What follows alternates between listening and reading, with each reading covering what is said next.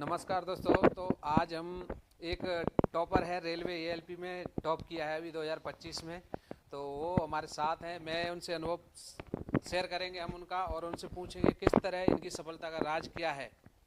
तो चलो चलते हैं दोस्त के साथ।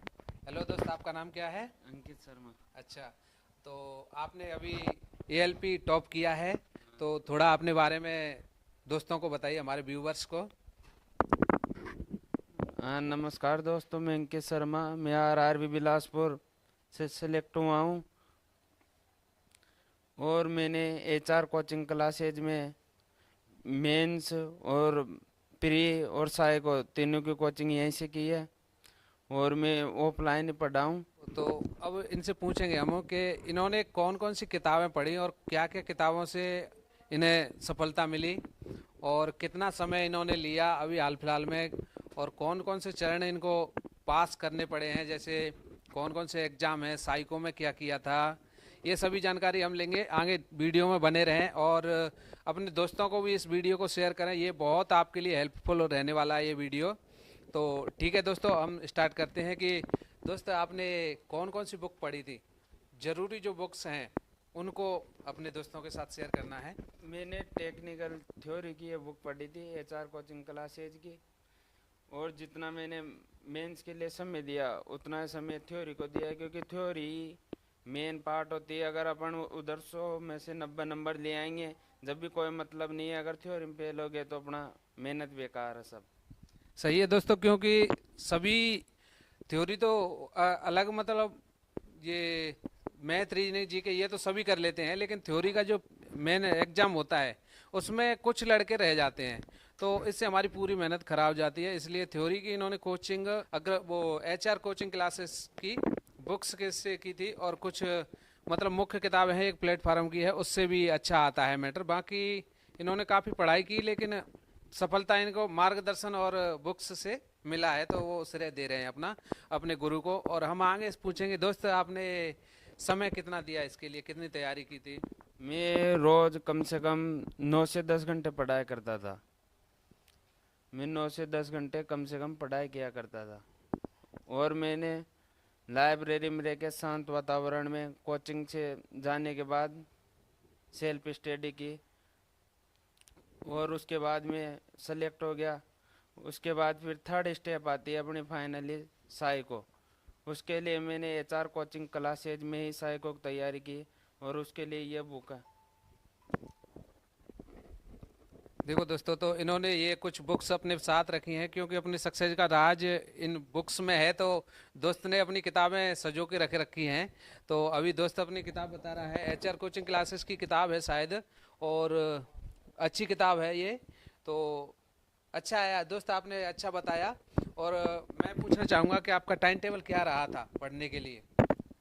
साइको के लिए मैं यहाँ यहाँ से जाने के बाद लैपटॉप पे प्रैक्टिस करता था, क्योंकि साइको में मेन प्रैक्टिस ही होती है। क्योंकि प्रैक्टिस नहीं है तो अपने लास्ट 4-5 बैटरी आती है, उसमें स्पीड का ही खेल होता है पूरा।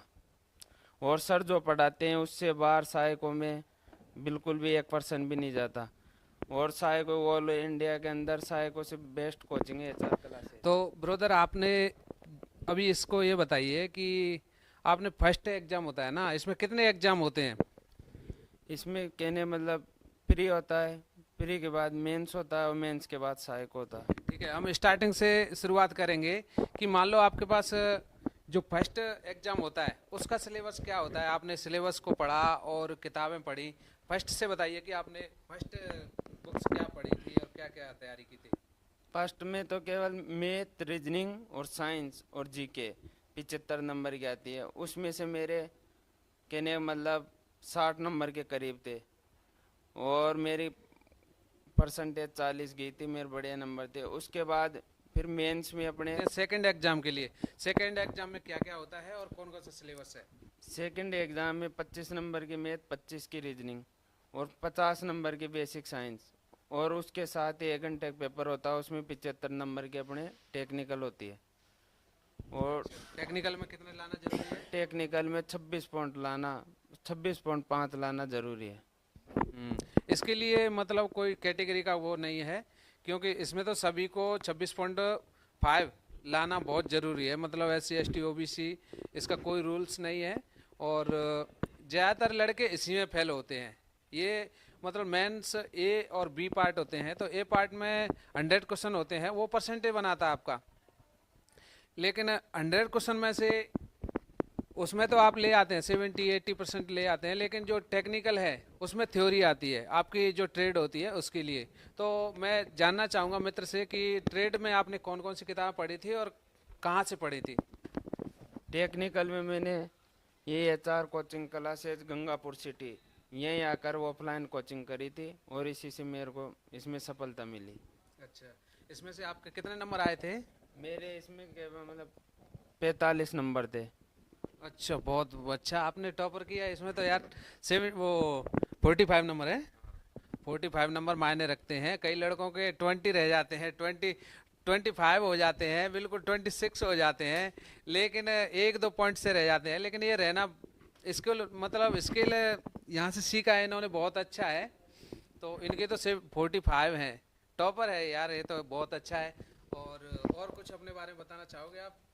और तो यही है कि मैं तो यही कहना चाहूँगा, जो भी LP की तैयारी करते हैं उनके लिए गंगापुर सिटी में HR कोचिंग क्लासेस सबसे बेस्ट है, क्योंकि यहाँ पर प्री मेंस और सहायक तीनों के लिए बेस्ट है। सहायकों में एक भी बच्चा नहीं रहता, टेक्निकल में भी। और मैंने तो कभी बाहर कोचिंग की भी नहीं, केवल ऐसे देखा था एक बार जाकर, लेकिन मेरे को लगा नहीं, मैं तो फिर गंगापुर आके यहाँ तैयारी की मैंने। बिल्कुल दोस्तों, ये मित्र है, ये अपना श्रेय अपने टीचर HR कोचिंग क्लासेस के अंसराज सर को देना चाहते हैं, और उनकी बुक्स हैं और कुछ उनकी बुक्स हैं उनको सबको देना चाहते हैं। तो मैं आभारी हूँ उन सर का, जो इन्होंने इस मुकाम तक इस बच्चे को पहुंचाया है। और आगे मैं सर को एक बार बुलाना चाहूँगा, एक बार क्यों नहीं मैं एक बार सर को आपके सामने लेके आऊँ। तो चलो एक बार सर से ही मिल लेते हैं, हम सर के पास हैं बिल्कुल। तो आइए सर, वेलकम आपका।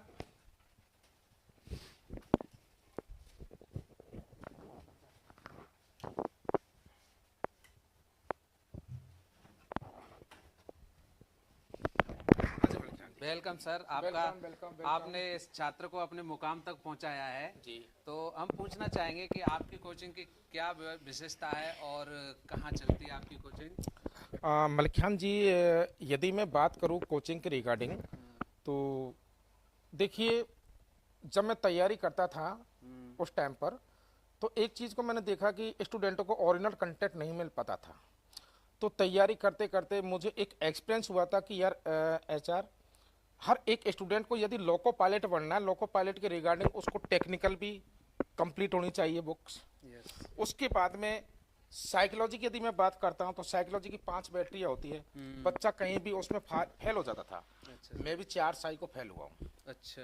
तो वो रियलाइज जो मेरी असफलता थी 4 बार फेल होने की, बहुत सारे स्टूडेंट्स क्या है कि 8-10 5 साइको फेल हो जाते।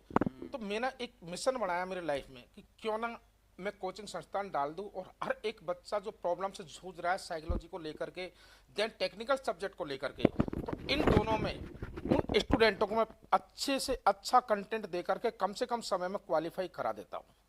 और जो कंटेंट मैंने जो बनाए मेरी सफलता के अनुसार स्टूडेंटों को सामने रखे, मैंने हर एक स्टूडेंट साइकोलॉजी पास करके आज ALP फाइनल बन जाता है। अभी देखो दोस्तों, सर ने बताया जैसा कि, और हम उनकी मार्कशीट देखना चाहेंगे मित्र, पीछे मार्कशीट है ना उनकी।